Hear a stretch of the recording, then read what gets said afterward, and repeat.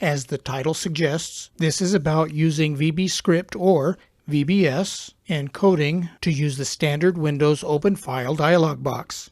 I have to assume that if you have arrived here, then you realize that at some point Windows 10 has disabled the code for using an open file dialog box. I have been coding in VBS for many years, and this is the folder where I keep most of the scripts that I've created over the years. This is the script that I used when it was Windows XP. That code was broken when Windows 7 was released, which resulted in creating this code which worked on Windows 7 and 10 until I don't know when it stopped working. While developing a new script, it came to a point where I needed to browse to a file and open it. And this is when I discovered the old code no longer worked. I went down a rabbit hole online, including ChatGPT AI. In all of my searching, I was unable to find the code needed to use the Windows Open File dialog box. And in many cases, people said it was no longer possible. But after picking through so many lines of code from other sources, I found the secret, and it involved using PowerShell. I had never used PowerShell before, so there was a bit of a learning curve understanding what was being done. Then, after reviewing many lines of PowerShell using the Open File dialog box, I found the clue. And this is why we are here today. And I'm going to reveal the secret of using PowerShell within a VBScript and access the Windows Open File dialog box. Now that you've heard about some of the history, let's get into the Visual Basic hack using PowerShell to open this Select a File Windows dialog box. And here we have the script that I'm writing that's going to be using that file picker. At the beginning of this is what I typically call a header, and it's these lines here, which is default code that I put into all of my scripts. Some of it is used, some of it is not. First part, I've got some various constants that are written in there for different functions as far as opening different files. And the second part here is setting other variables that are used. First line is the file system object, then WScript shell, which is used almost every script I do. This is the full name and path to the script itself. This one I added to this particular program. This is the script.exe is the file name. I have a working folder, and this is defined as the parent folder of this script. So that's just a reference to where this script is located. My documents.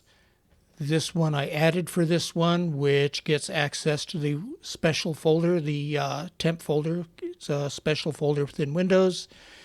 And I am not using a log file for this one, but this is typically if my script is going to maintain a log of what it's doing. I may add one later, but at this point I don't plan on having a log file. Now let's get into looking at some of the file picker code. Down here I've got what I've highlighted here as a picker filter, and this is the filter that's going to select what type of files that it's going to search for. In this case, I'm having it set for just text files and all files. So I'll be able to either pick text files or search for all files in this case. In here I've got a title string. It's for the file picker box is just going to state select speaker parameter file. This, of course, can be any filter you want or any title you want in these two lines. Let's go down a little bit further. My actual code starts down here, but I've got it stopped here just as debugging the file picker. This is what I've been running to get the code working. So it's just creating a shell application. In this line right here, shell execute, this is a command to just open the fso.get special folder. This is special folder 2, which actually that should say, and I'm going to change that right now. I've got the constant for temp folder as a number 2. So this tells me that it's opening the get special folder, the temp folder. That's the Windows temp folder. where some of this magic is going to be done. Then, of course, it turns it off because I don't need the shell anymore. It's just opening the folder. And I have that folder open already. And here is the Windows, the location for this temp folder. It's going to be under users, the name of your computer or the name of your title, appdata, local, and temp. That is the Windows temp folder. At least that's what it is in my computer. Let's move that out of the way. And then the next line, I'm just calling up a message box, and the answer for the message box is going to return from the function browse file. It passes the folder root, which I set up above, the filter and the title, and then it just quits the script. So now let's take a look at the actual PowerScript code that's going to be happening here. First, we're going to scroll down to the browse file function. Now this is part of the hack in this case. I wanted to be able to have this as standalone code. Basically, it's going to need to know where the PowerScript is at. So in order for it to know where the PowerScript is at, the code in the script here is got to save the file.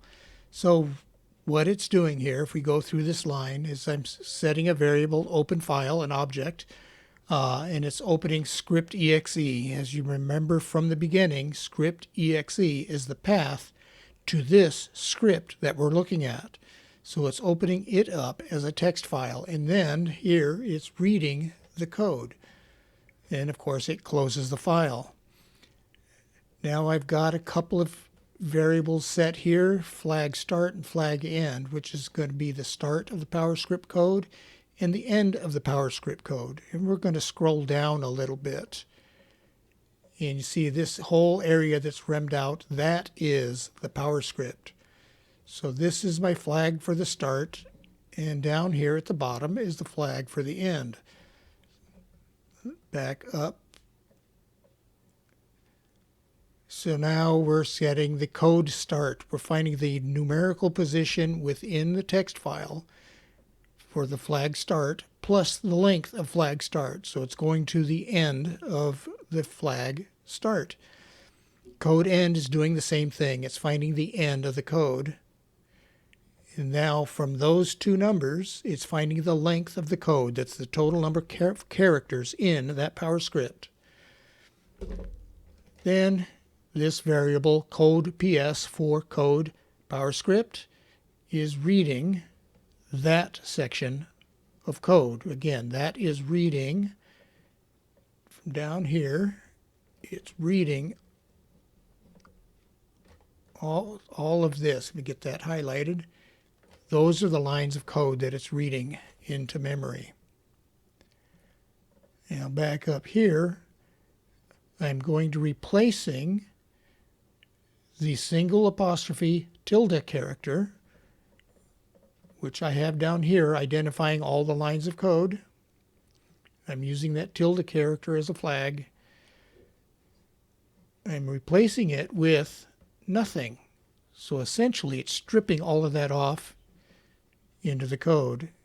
Last thing I'm going to be doing right here is we're going to be opening the name. I've just called it browsefile.ps1. Path file, this one I was using for testing only. And I've got this one remarked out. Down here is the actual code. Path file equals the FSO get special folder. You see, I did the same thing here. I left that out. Let's get that fixed here real quick.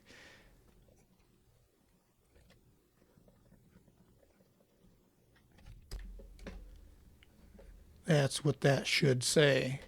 Well, might as well, even though this code isn't active, we're going to make that change here as well. That's path file now is going to equal the Windows temp folder. So now we need to build the path file. Absolute path is going to be the path file, which is this one right here, the temporary folder, and the name file, which is browsefile.ps1. Now I'm going to open that as a text file and write the PowerScript code. And then, of course, close the file. And at this point, we now have PowerScript code saved in that temp folder. And now we're going to watch and see that happen. Now we're just about ready to run the application and watch the file picker. But first, I did make a few changes. I added some message boxes to pause the code so we can see what's happening as it progresses through there. There's one here, here's another one here. And of course, this is the line that actually calls the browse file function, which uses the PowerScript. Down at the browse file function, again, I've got another one here that's stopping, so we're going to actually see what happens as it goes through the code. So now let's run it and we can see what happens. And here we're looking at my other monitor. This folder is where I have the application saved. It's currently called speakercalc_1.1 and is a Visual Basic script. So we're going to run this and watch what it goes through.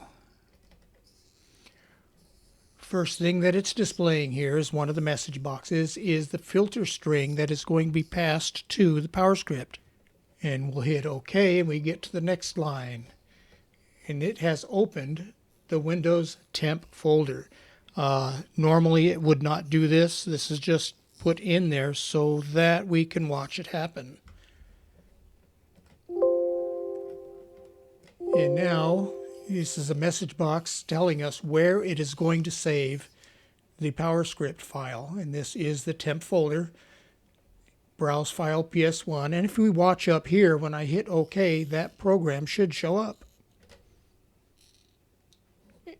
And there it is, browsefile.ps1. And we'll take a quick look at that. Let's bring it to the foreground. And there is the PowerScript code that was saved in the Visual Basic script where it wrote it to that folder. Get that out of the way. Narrow that down a little bit. The next message that comes up, this is the root folder where it's going to be searching. Again, this is the root folder, so it's going to be the start in the PowerScript. And I have it converting to short path, which we can't see what's happening here, but since this path does not have any spaces in it, then there is no conversion to it. If it was actually converting it, then if we look up here, you'll see we've got this tilde there in the path. This is the true path within Windows. And this because the true paths do not support spaces. So let's get back down here. Clicking OK, and this is the PowerShell command line. This is about to be a shell command run, and this is everything that's passed with the arguments. So clicking OK, we see a quick flash, and there is our file picker. This is the result of the filter that's passed to it. I can select all files or text files, or if you decide to use this code, you can put in whatever filters you want. Sorry, I had to pause here because when I recorded that sequence, I forgot to point out that the PowerScript will delete itself. Watch the file up here in the left corner, and you'll see once I select a file, the PowerScript will be deleted from the temporary folder.